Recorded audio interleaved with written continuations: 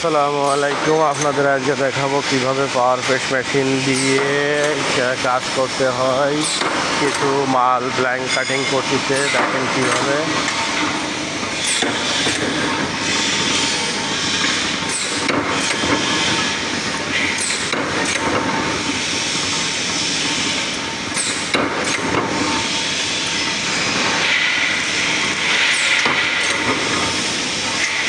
এখানে এই মালগুলো এইভাবে তৈরি হচ্ছে।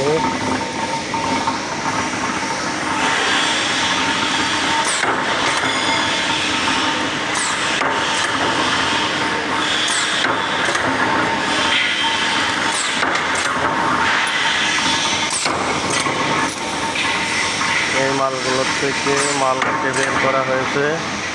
আরও দেখেন অনেক অনেক ধরনের মেশিন আছে। এখানে বিভিন্ন আইটেমের মাল তৈরি হয়।